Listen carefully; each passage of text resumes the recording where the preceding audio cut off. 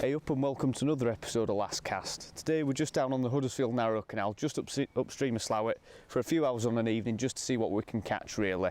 As you can see, it's a nice little section of canal and we're just sort of coming down here for a bit of a recce.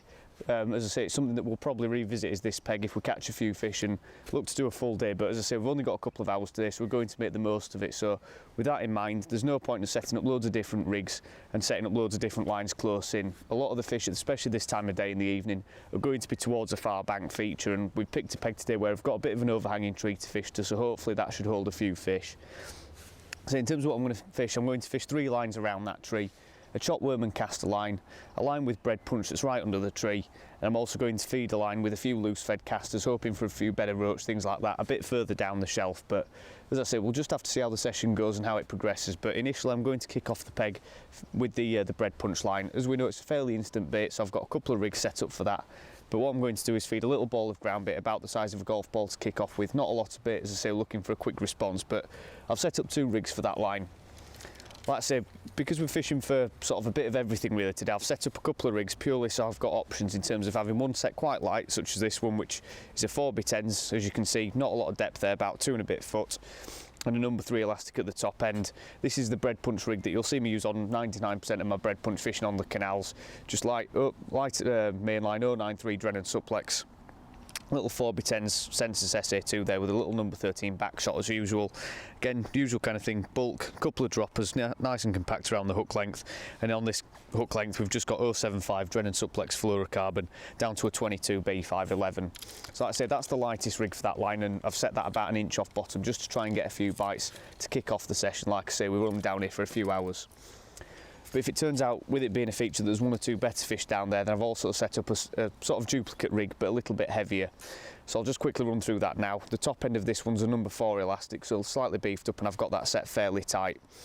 In terms of the float, I've gone for the same but 4x10s again.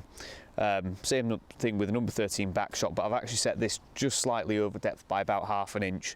In terms of the shotting, it's exactly the same again, but the hook length slightly different. Got the same material, 075 suplex fluorocarbon, but size 18 Kamasan B511.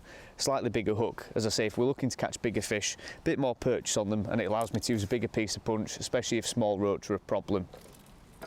The other 2 areas of the canal that I'm going to fish, as I've said, one's going to be in front of the tree there, a bit further down the shelf, and I've set up a couple of rigs for that, and that's for loose feeding casters with a little bit of chopped worm, chopped nice and fine again, trying to catch a bit of everything like roach.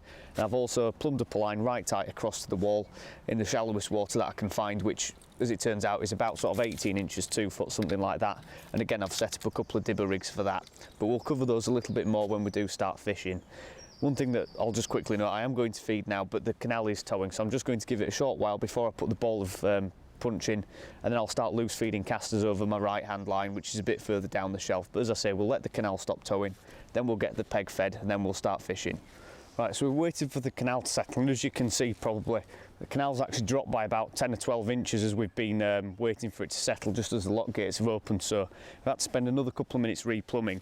But we're going to stick with the original plan. Like I say, ideally we've had a bit more water in front of us, but again, it's one of those things that you've just got to take into consideration with canal fishing. So we'll quickly look at what I'm going to feed on each of the lines. I'm going to start, as I said, on the bread punch line, feed a ball of bread about a golf ball in size, something like that. As you can see, usual kind of thing, really heavily overwetted and full of gravel.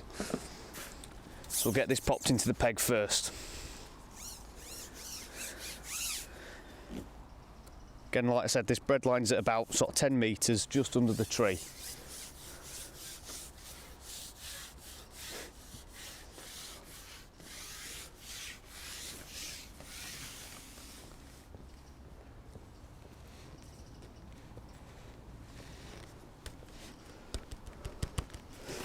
And as usual, just lining up with a far bank marker and popping the bread in there. I say, because we're not here for very long today, I'm going to make sure I've got all my lines fed to start off with. Normally what I'd do is leave the bread, well, just fish the bread line and then wait for that to dry out before I look to feed any other lines. But what I'm going to do now is feed the second line, which is going to be sort of down the shelf a little bit more, about 9.5 metres, something like that. Just with a couple of dendrobenas, a pinch of micros, and then I'm just going to chop these up really nice and fine and put in some casters over the top. And again, this has been an area where I'd expect to catch a few better roach, possibly gudgeon. And I'm also going to loose feed over this line as well. So just chopping those nice and fine.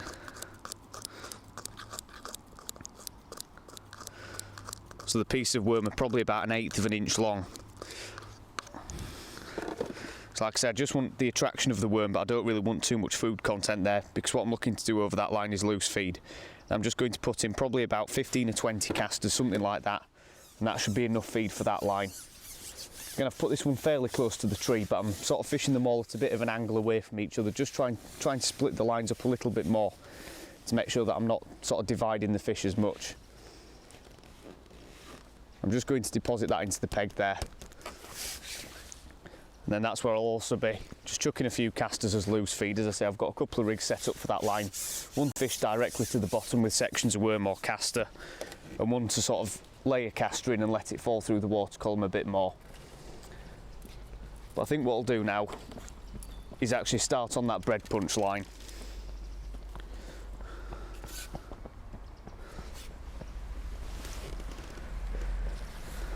Again, I'm just going to see what initial response I can get on the bread punch before I look to feed the chopped worm line right tight across.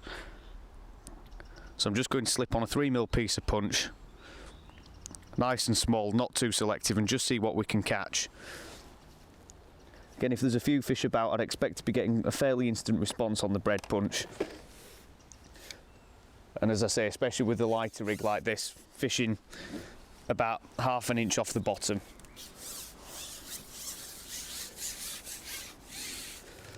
Again, just shipping out, slip on the extra section that I need for this line. I'm just fishing into the gap in the trees. Again, normally on a sort of, say if I was doing a 6-hour sort of match type session on a canal like this, I tend to look to fish that area of the peg, probably with balls of ground bait, with a few casters, a few dead pinkies in, something like that, a bit more positive. But I'm going to start there with bread punch just to see if I can get a few bites. Again, I've fed the bread line first as opposed to the caster line, purely so the bread gets that little bit of time to break up before I actually do go on it. And it can be very often a good idea to do that. It just gives the bread, say 30 seconds, a minute, something like that, to break up before you actually put a hook bait over the top of it.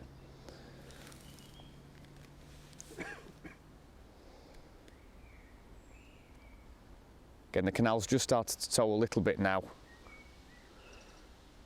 So I'm just going to be running that little piece of 3mm bread punch over the top of the feed, and there's a bite and a fish on straight away. Looks like a small roach this time. As you can see, using a nice number 3 elastic on this rig, but it's actually quite a decent sized gudgeon that. You can swing these fish to hand really easily, but that's a bite on the first chuck. Really chunky little gudgeon that, so a great little start. So a tiny little micro barb on this hook, so I'm just going to use a disgorger to sneak that out of him. But like I say, that's a bite on the first cast, which again, when you're fishing on into the evening, can always be the case, but that's a lovely little fish to start off with. As you can see though, as soon as I'm striking into the fish, I'm shipping the pole back as quickly as I can, just in case we have something half decent and we need to steer it away from the tree. But equally, by fishing quite a light elastic, what you often find on canals as well as even commercials, so when you're fishing down the edge, fishing lighter elastics means that the fish don't bolt off for snags quite as quickly, so it can be one of those things worth doing as a bit of a compromise sometimes, especially if there's a few small fish present, just going slightly on the lighter side than what you might see, say, when we go on to moving on to the worm rigs, things like that. Fishing much heavier because being much more selective, so if we do hook, say, a big chub or a big carp, then we're going to get them out. But when you're fishing bread punch, like I say, you can catch small gudgeon like that, but equally there could be decent chub, bream, skimmers, stuff like that under that tree. So it's just one of those things that you've got to make a decision on the day and just go from there. And there's a bite and another fish on straight away. Feels like a slightly bigger fish, this. Amazing how quick that response has been on the bread punch though.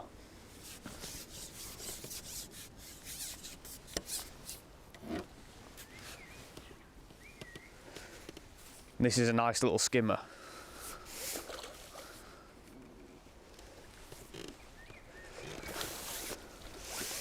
So that's 2 bites on the first 2 chucks of the session.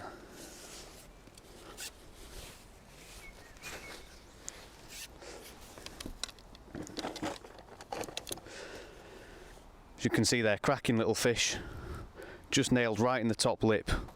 That's 2 bites almost immediately, and as I say, if you let that bread break up for a short while while you feed another line, quite often you can go on it and catch a couple of fish really quickly.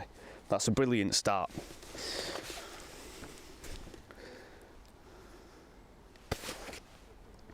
Again, important when you've caught skimmers, especially on such light gear like this, that you do just get all the slime off the line, especially from around the shot and things like that.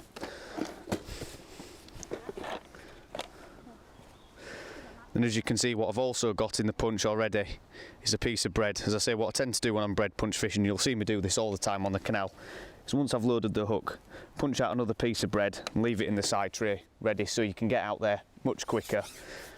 And like I say, try and speed up the whole process, because quite often you won't catch these fish on bread for very long. So it's important that you do make the most of them while they're there.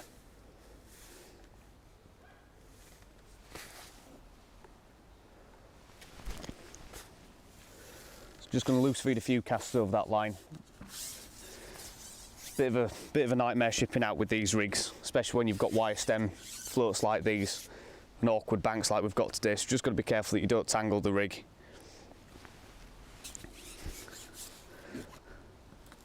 Like I say, hopefully we'll get another bite on this chuck as well.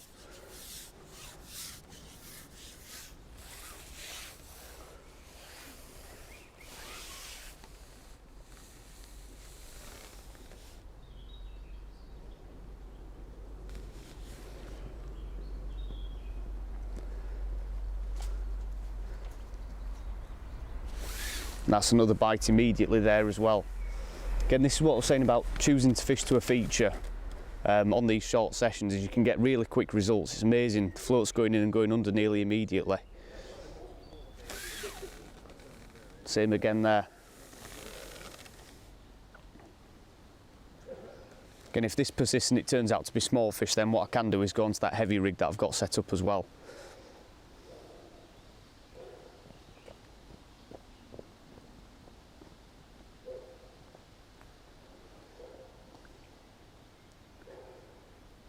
Again, one thing you'll see as well is the canal's running, and quite often that can help to break up that ball of ground bait or punch crumb that you put into the peg.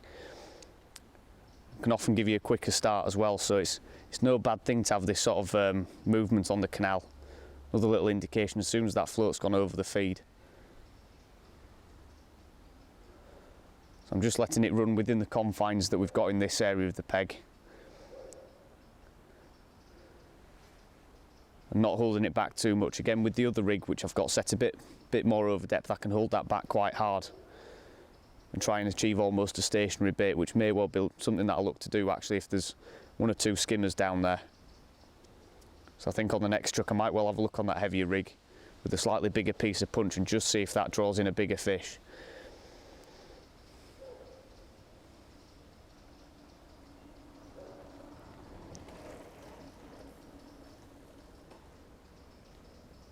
Again, I was expecting to start off with gudgeon and roach, but to catch a skimmer that early means that there could well be a few under that tree.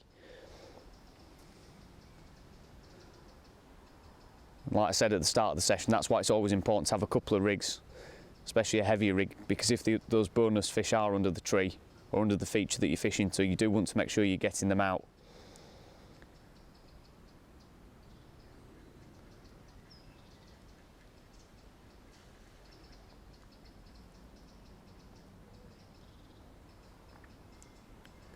Again, just lifting and dropping that rig, trying to entice a bite. That's one thing that you'll see me notice or explain in a lot of bread punch fishing videos on the canal. Lifting and dropping using positive rigs like this.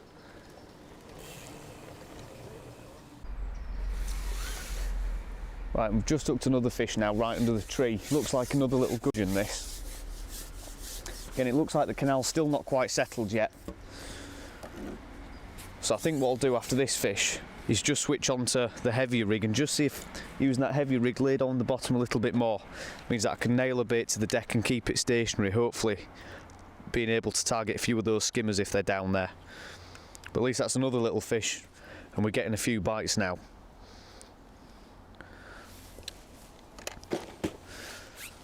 So like I say, I'll switch to that heavier rig, and one thing as well that I'll point out is that using a slightly bigger size 18 hook means I can use a bigger piece of punch, and effectively that can act as a bit more of an anchor as well, rather than using, say, a 3mm piece of punch that can get picked up quite easily by the toe. What I'm going to try is a 4mm. And again, in some instances when there's a lot more skimmers, or I'm targeting bigger roach, then a 5 or 6mm punch can come into play, especially when the weather really does warm up. But a 4mm still allows me the option to catch a few of the gudgeon, but equally it's just that bit bigger, and it'll take on a bit more water, and like I say, hold that rig a bit more stationary in the peg.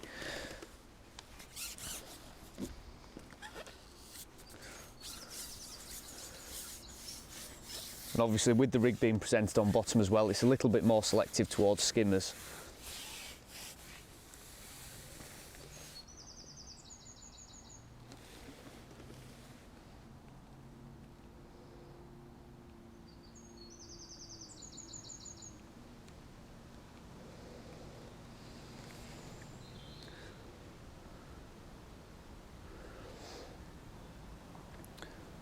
One thing as well that I'll point out that I always make a point of with punch fishing is using really heavily wetted up punch crumb, especially in an instance like this, and loading it full of gravel. What it allows you to do as well is be much more confident that you know where your bait actually is on the bottom, especially when there's been quite a lot of lock movement like there has been today. One thing that I'm never a fan of when it comes to punch fishing is fishing sort of a really cloudy sort of punch crumb type bait, or fishing sort of a slop or anything like that. Much prefer to fish a nice heavy ball of punch crumb and make sure it gets down to the bottom and settles nice and quick. A little bit of an indication there. And then by using nice heavy and positive rigs over the top of it as well, you can be much more confident knowing where your bait is, rather than it being sort of drifted around by the toe.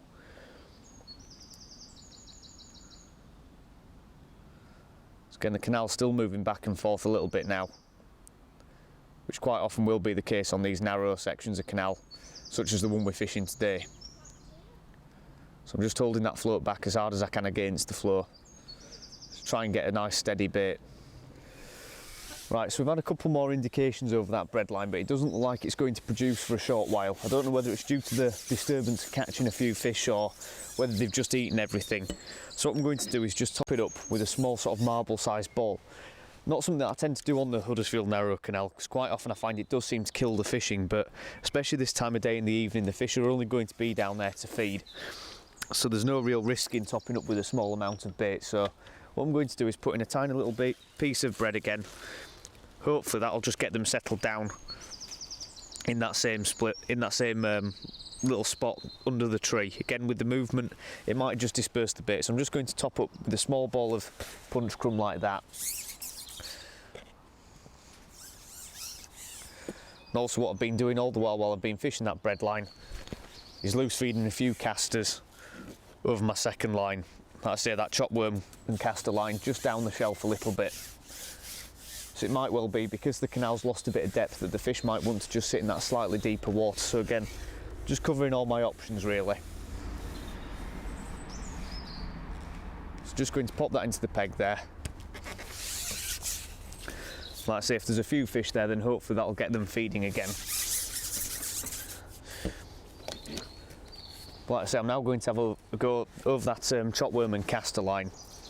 Quickly run through the rigs as well for you, just to point out what I'm doing. I've set up two there, like I said earlier, one for fishing through the water and one for fishing to the bottom a little bit more. Both of the top ends double 4 elastic, and the main lines on both of them are 011 Guru N gauge, so exactly the same. Only difference really is the actual style of rig. The first one, which is for fishing through the water, is a 4x10s Preston Chianti. Again, you'll see me use these for all my shallow fishing, with number 11s spread equally down the line, down to the same hook length on both of them, which is 095 Drennan Suplex fluorocarbon to a size 20 Colmic Nuclear N957. The reason for that choice of hook is it allows me to use sections of worm and casters and equally maggots as well, so it's a nice versatile hook and really nice and strong. Again, we're after decent fish, and using double 4 elastic, if we do hook a bonus fish on a, like I say, on a puller kit there, we should be able to get them out. The other rig for that line, as I say, is exactly the same apart from the float and the shotting pattern. We've got a pencil style float with a little back shot as per usual. Nice little hollow bristle as well, and this is more similar to sort of a bread punch rig, but with a strung out bulk above that 6-inch hook length, exactly the same. 095 fluorocarbon, it's that size 20, Colmic Nuclear N957. Using a spread bulk like that is more in line for fishing, say, a single cast or a piece of worm and lifting and dropping. As I said, it's very similar to a bread rig, and what I tend to do with bread, as I've said earlier, is a lot of lifting and dropping, and these pencil style floats with a wire stem seem to sit nice and quick and register bites really well for that style of fishing, so that's the reason for the choice. And I think what I'll do is actually start on that rig just to try and bomb a maggot down to the bottom and see if there's any sort of gudgeon or roach that are down there. Again, if I miss a few bites on this rig, then that'll tell me that they've come off bottom or they're starting to take bait as it's falling when I've been loose feeding the casters. So like I say, we'll have a chuck on this and just see if there's any fish down there to be caught. Again, one thing I've also done is kept an eye on the time, and it's been about sort of 30-35 minutes since I've fed this line. So hopefully that'll give the fish plenty of time to settle and get their heads down and start feeding nice and aggressively. So you can see, just lowering that rig straight down. Just tangled on a leaf there. So just do the same thing again, lower the rig in. I'm not going to lose feed on this first cast because I don't want the fish to start coming off the bottom if they settle down there. I just want to work that out using this rig, whether they settled on the bottom or, as I say, if I start missing bites, then I know that they've come off the bottom. And a single red maggot as well, not too selective, so it should catch anything that's down there. And if it turns out that I'm not getting too many bites on this, or it doesn't seem like it's producing, then I'll start a worm line further across in shallower water, because it might be that that's where the fish want to be today. So like I've said earlier, just covering all my options, feeding couple of different areas, but making sure that I'm covering all the areas of depth and different areas around the feature as well.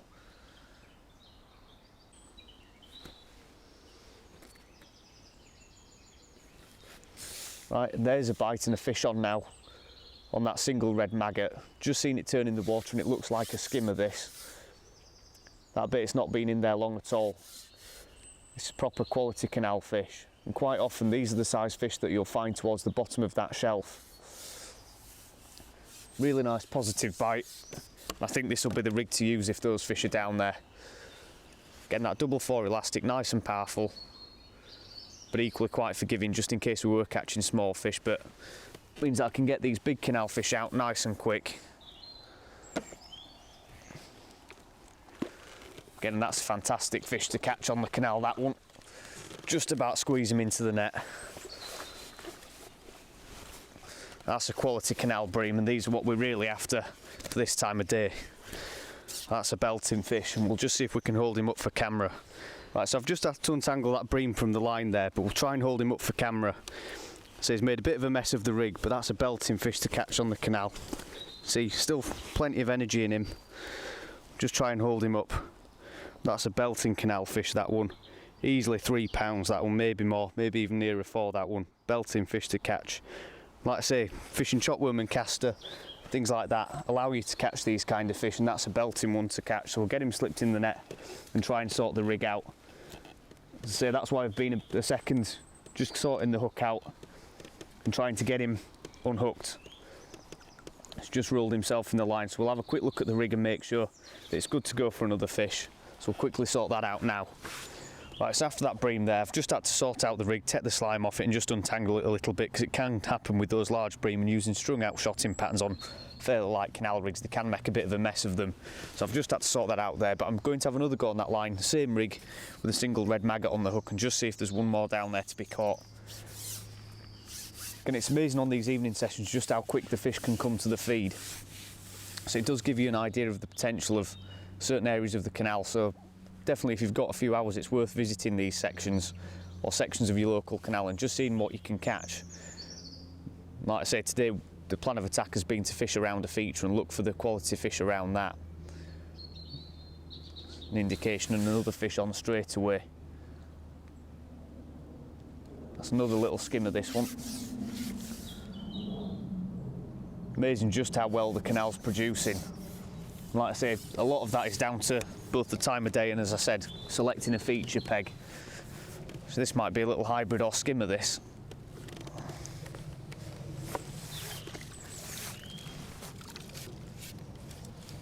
Yeah, just a little skimmer this time.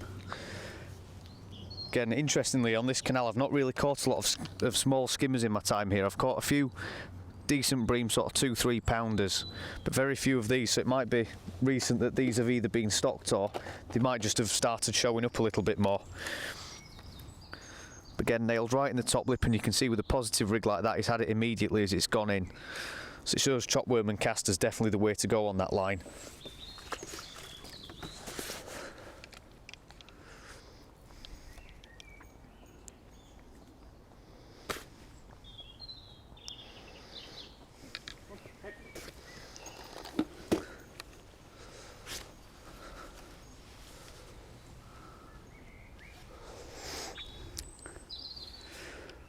So again, they're just cleaning the slime off the line, and because we're not getting pestered by small fish, I think there's no point sort of fixing what isn't broken, so there's no point changing from a single red maggot on the hook.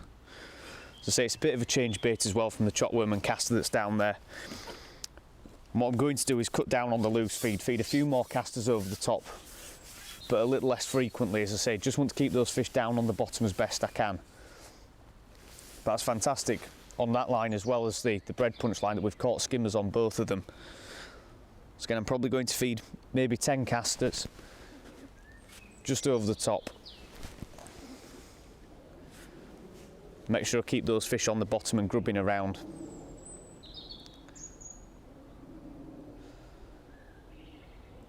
So all the while there's still a few fish on that bread line to be caught if this does dry up, but again, being that the session's progressing a little bit more, I'm now thinking about fishing right tight across. Probably I'll do that for the last hour, but I think what I'll do is rotate this line and the bread line, just see what fish I can pick off in the meantime.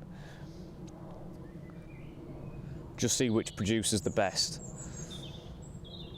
Again, like I've said, it's definitely a section of canal we'll have to come back to and revisit for a full 6-hour session, especially with the quality of the fish. And I definitely think that on this line, sort of chopworm and casters in a ground bait mix might be a bit better, especially during the mid part of the day when there might be a bit more boat traffic.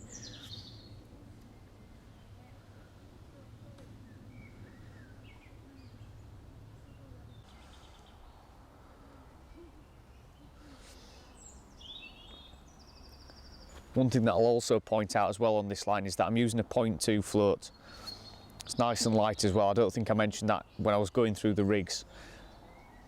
Again, say if there was a bit more chop on the water, or the water level was up and there was a lot of tow, then I'd probably set up something like a 0.5, something a lot more positive to hold the bait nice and still, especially if I'm fishing over ground bait. When I'm fishing sort of loose feed with worms and casters, I tend to just fish a much lighter rig. Just gives me the chance of catching a few roach, and especially catching fish through the water as well.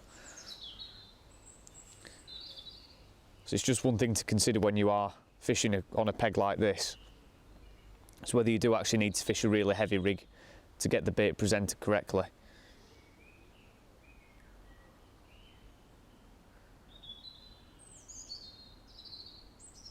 Again, just lifting and dropping with the rig. Just flick a few more casters over the top as well.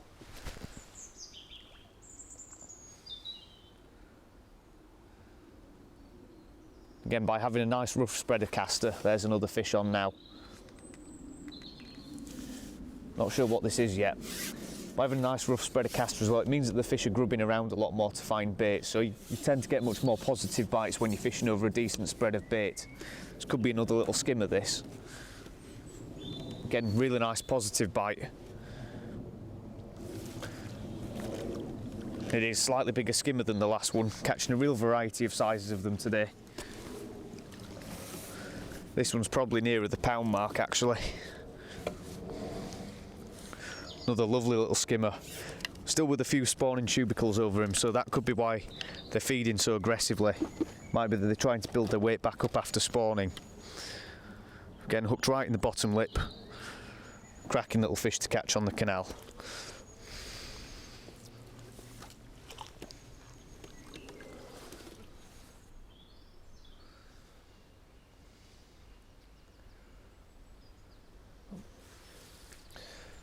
Right, so we've just hooked another fish now over that chop worm line, and this looks like a little gudgeon or roach this time.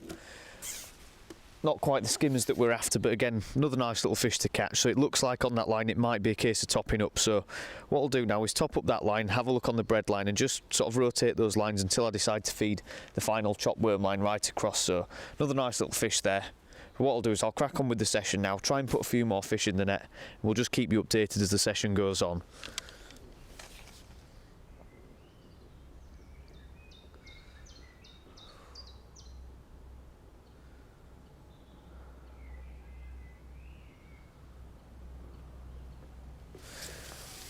Right, so there's another fish now from under the tree. Not a big fish again, and I think we'll call this the last one on the bread punch before we feed that chop worm and caster line. Actually a little roach this time. Really fat fish, so they've definitely been spawning those. That's another changed species. As you can see, absolutely mint condition from this canal. Quite a decent sized one as well by all standards, so that's a nice little fish to catch. But as I say, we'll pop that one in the net, and then we'll get that chop worm and caster line fed, because it looks like the two lines that we've been fishing for the past couple of hours seem to be drying up. So in terms of what I'm going to feed across there, the first thing I'll do is put the extra section on that I need to get to that marker. But I'm going to fish or feed quite decent sized sections of worm and quite a few micro pellets as well.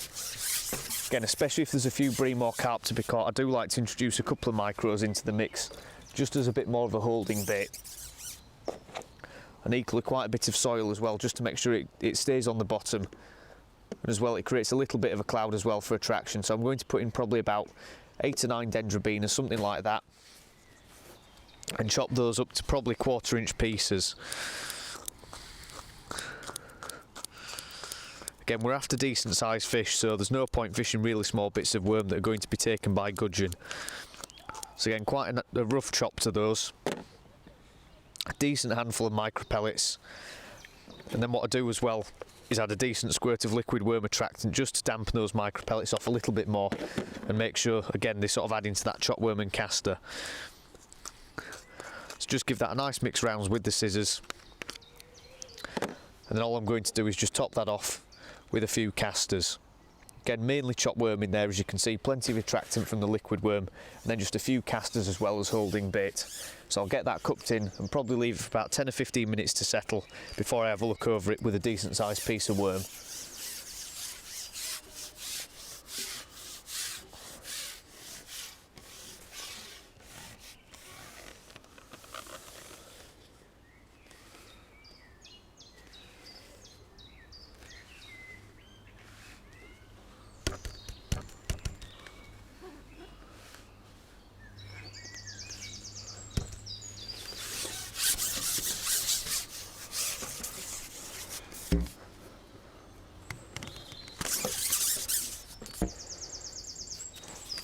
Right, so like I say there, we've let this line rest after I've just fed it for about probably 10 or 15 minutes and picked up another couple of roach and gudgeon on the bread line in the meantime. But I'll quickly run you through the rigs that I'm going to use for this chop worm line.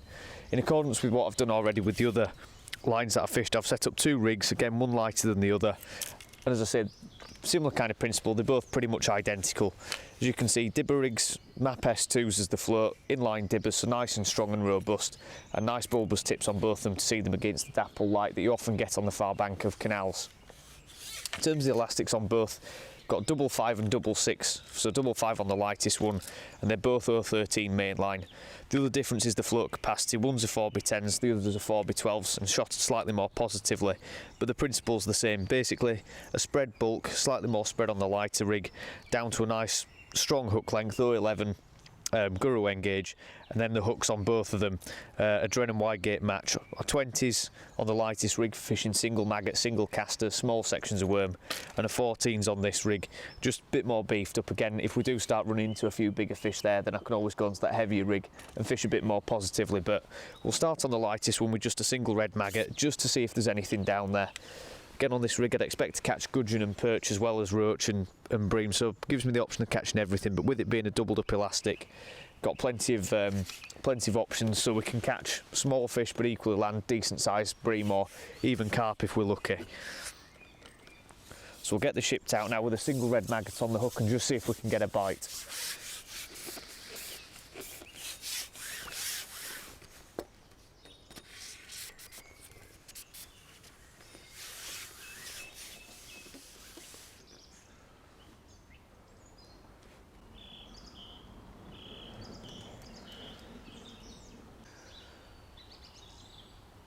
Right, so a quick note on the shotting as well for these rigs.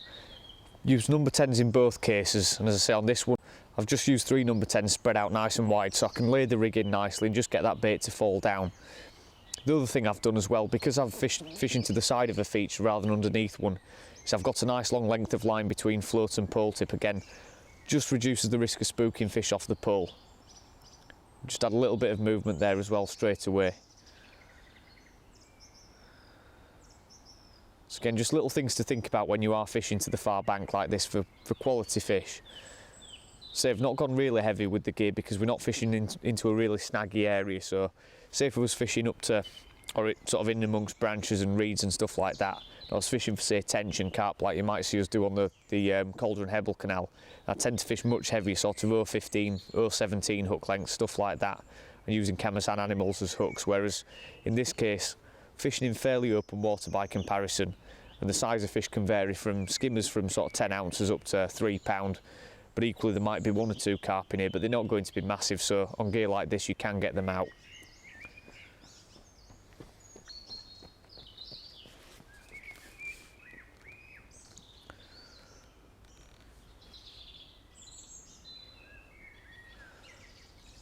Again, one thing I will point out as well, with the canal being as low as it is at the moment after that boat traffic that we had at the start of the session, I'm not entirely sure how well this area of the peg will fish. Again, ideally I'd like to have another sort of 6 or 10 inches of water on just to make sure that I could catch bream down there, but again it's one of those things that you do have to negotiate with canals, is the fact that the water level can come up and drop quite drastically, especially on sections such as this where the canal itself is actually quite narrow. So like I say, it's not ideal, but there's still just about enough water there, as I say, just shy of 2 foot. Just enough water to try and catch some of these fish. So it can often be a bit of a waiting game as well, because you're not fishing for hundreds of fish. You're fishing for generally a bigger stamp of fish up against these far bank features. So as I say, quite often it's a waiting game, so we'll keep you posted if we do hook anything. As I say, I wouldn't expect to hook anything too soon, but we'll just keep you posted and see what happens. That was a little bit of an indication there already. So there's definitely something down there.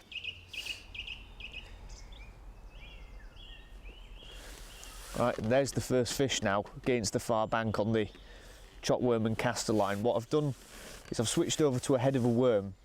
It just didn't seem like the maggot was working, and it's not taken long for that bite at all. Feels like a good quality fish this. Could well be a bream by the way it's fighting. Really nice positive little bite on that 4x10's dibber. Fantastic little floats for this kind of fishing in shallow water. Again, just taking it nice and carefully as I break down the pole twice. It's amazing really that we've caught bream on every single line we've fished on today. Like I say, definitely something that we'll look at revisiting is this section. I definitely think this chopworm and caster line will come into play. Another quality fish that. Again, absolutely outstanding stamp to be catching on the canal. And that's a lovely one. Probably another couple of pound that. As you can see, hooked right in the corner of the mouth with that little bit of dendrobina worm sticking out of the hook hold there. So another couple of pound in the net. And as I say, this is incredible really to be catching this stamp of fish and this quality from such a narrow section of canal.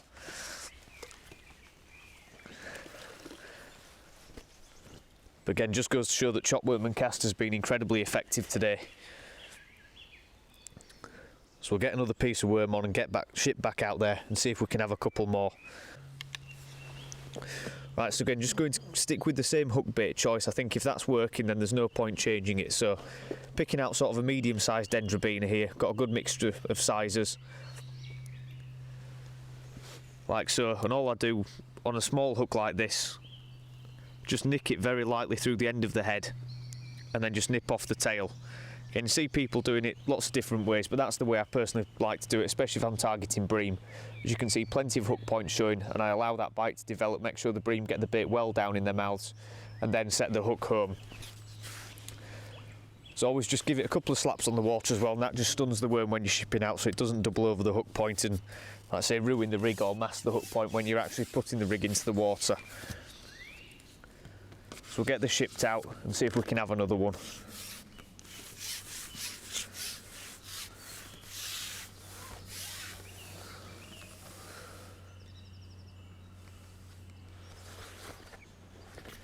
Again, all I'm doing is just laying that rig in. I've got a more positive rig setup as I've shown earlier, but certainly in places like this, especially next to trees, I do like to always start on a light rig where the bait can fall through the waters. I think that's what the fish will be used to, is stuff falling off the trees and things like that. So a lighter rig, especially when you're just trying to catch a few fish and get bites, seems to be the better option on canals. And then if there's a lot of fish there or you're getting plagued by small fish, that's another fish on now.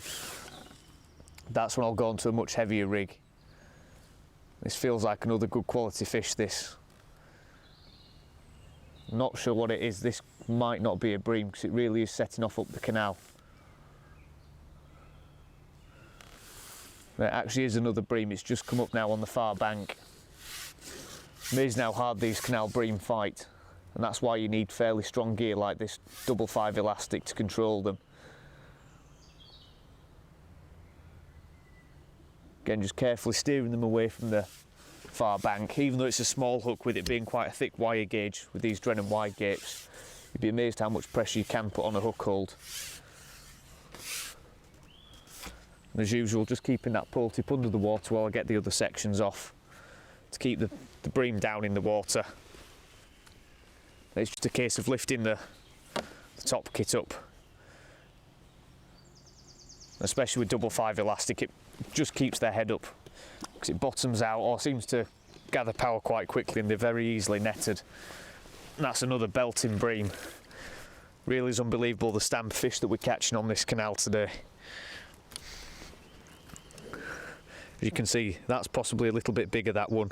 Hooks well down in the mouth as well, and that's what I was saying about leaving those bites to develop a little bit longer.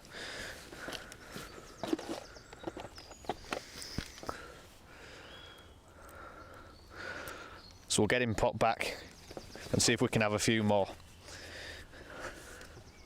Right, so after that last bream there, exactly the same again. Sort of top 3/4 of a dendrobina. Just adjusting that elastic a little bit. Again, I've got it set fairly soft because it is 5/5. I want to make sure I can set the hook quite nicely, but I don't want to be ripping the fish out of the water and getting them splashing on the surface and spooking everything else. Again, just a little compromise you have to make when you're fishing in shallow water. Again, the nice thing with doubled up elastics, as I was saying, is just how quickly you can get them to power up and really sort of drag fish out of snags without having to set them too tight. So definitely my number one choice when it comes to choosing an elastic for fishing to the far bank on a canal. It's nearly always doubled up elastic, as you'll have seen when we were fishing for carp and tench on the Cauldron Hebble last summer. Again, using doubled up elastics there, it just seems to be by far the best way of controlling these decent fish near snags. Again, just laying that rig in, exactly the same process as before. And then leaving it all of about 30 seconds before I start to move that bait around. Just try and catch a fish's attention. Again, not too important when you're fishing for bream. As I say, quite often a static hook bait can be better for them, although they have responded to a bit of lifting and dropping of the bait today. But especially if there's a few big perch to be caught and things like that, or chub especially, lifting and dropping is always something worthwhile. Again, so once I think that bait's been settled for a bit too long, I'm just lifting the float up by about 6 or 8 inches and letting it drop back again. Occasionally I'll do that, other times I'll lift the rig right out of the water and lay it back in again, so just mixing it up a little bit. As I say, trying to catch a fish's eye as that bait falls. So hopefully it won't be too long before we get another bite and another fish.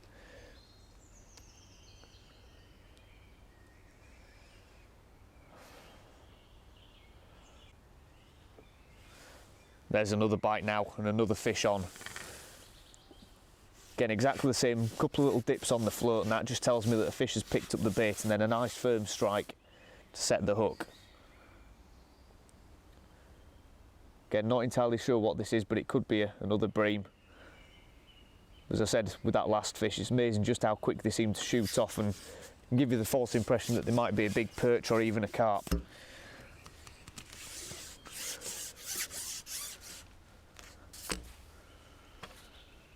It's amazing just how many fish are down there now. Again, I think a lot of that is down to the time of day. Here's another one of these lovely big bream. Definitely building a good weight in the keep net now. It really is incredible just how many of these seem to be in this peg. Not the best bit of netting you'll ever see, but he's in the bag. Again, another stonking fish, and the stamp does seem to be getting bigger against that far bank. Again, that one's much nearer £3 than 2.5. So just try and nick the hook out of him. As you can see, nailed him right in the corner of the mouth there. Definitely when you put in a decent pot full of bait like we have done, that just allows these fish to settle over it rather than putting in small cad pot amounts. We'll just see if we can hold this one up for camera again. Give you a quick look at him. Again, another stonking canal fish, that. Still plenty of life left in him. So we'll get him popped in the keep net.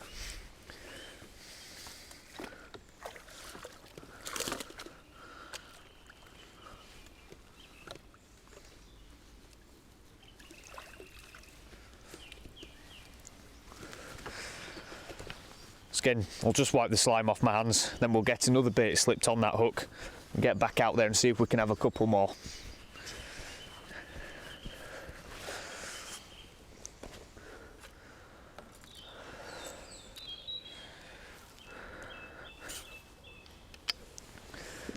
Again, one thing I'm not going to do is change the rig either. I think with this light rig it seems to be working absolutely perfectly, so again, there's no point changing and risking sort of missing bites or spooking a few fish. So I'm just going to stick at this and see if we can have a few more. Again, decent sized hook baits seems to be doing the trick. So again, just slapping that rig on the surface a little bit. Make sure I'm stunning the worm just to make sure it doesn't double over the hook point. Then just sorting out the elastic in the top, because as I say, I've got it set fairly soft.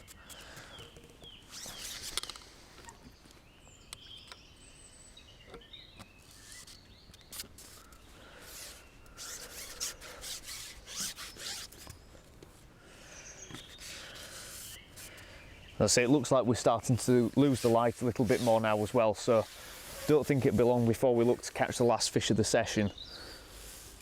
As I say, when the fishing's this good, especially on a canal like this, it's always worth trying to make the most of it. I say, it really is incredible just how many bream are in the peg. It's probably taken them the best part of sort of 20-25 minutes to settle over that chopworm and castor, and especially the micro pellets. I think they're a very useful addition in something like this. And it just seems that they're happy to sit over that and shoal up. Like I say, we've had a few already, and another indication and another one on now. So it really is turning into a bit of a red letter day this for canal bream fishing. Really is incredible.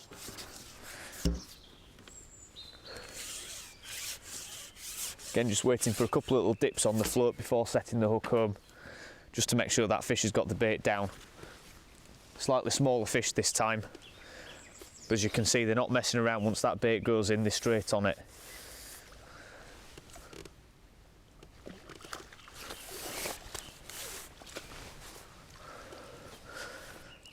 Probably about half the size of the last one, this, but still another cracking little canal fish. And in most canals, this would be classed as a bonus fish. But if anything, by the stamp that we've been catching today, he's a bit on the smaller side by comparison.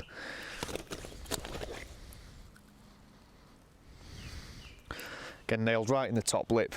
Another lovely little fish.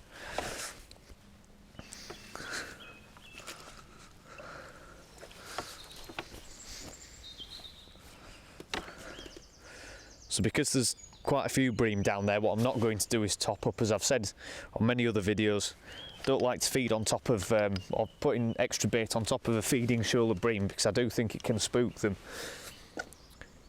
So I'm just going to keep sort of plundering this line and see how many we can catch before we call it a day.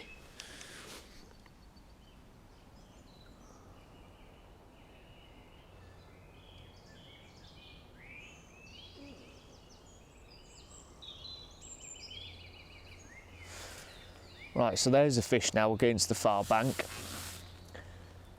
Again, just been twitching this worm around, so I'm not sure what it is. It could be a perch, this. Whatever it is, it's pulling out a decent amount of that doubled up number 5 there. Actually, it could be a small skimmer, this. And it is. A bit strange how they seem to fight on this doubled up elastic, especially in the heavier sizes. Thought by the way it was shaking its head that it could have been a perch, but this is another nice little skimmer there. Again, and strange that it's responded to lifting and dropping of the bait as well, but that's just on the head of a worm on that little size 20 hook. You can see another cracking fish from the canal, this.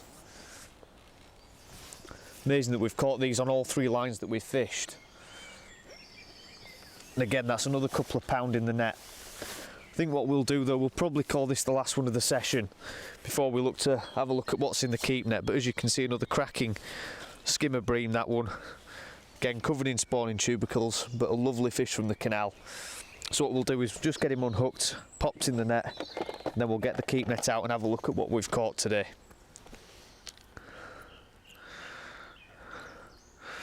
So as usual, when you're fishing sections of worm, hooked well down, decent hook hold, so always worth just letting that bite develop and then hitting the hook home. So we'll get him popped in the net. Like I say, have a look at what we've caught. Right, so as you can see, this is our final net of fish. A bit difficult to see because of the keep net, but you can see in there there's well over 20 pounds of bream and skimmers, with the odd little gudgeon in there as well. You can see some clonking bream in there, such as that one, nearer sort of 4 pound than anything, and fantastic colours on him. It's been a brilliant little session today, and only 3 hours fishing on this canal. I say I've never known it produce as well as this, and this is a really sort of special bag of fish from here. But there's plenty of things that we're going to take away from this session today for use on a future sort of 6-hour session that we'll hopefully fish. Especially that chop worm and cast to the far bank's been fantastic. The bread punch under the trees worked a treat as well, and equally fishing chop worm a bit nearer down the track's also been good. But as you can see, that's a clonking net of fish, so we'll get them released and put back. But as always, thanks for watching. Don't forget to subscribe, and we'll see you on that next episode.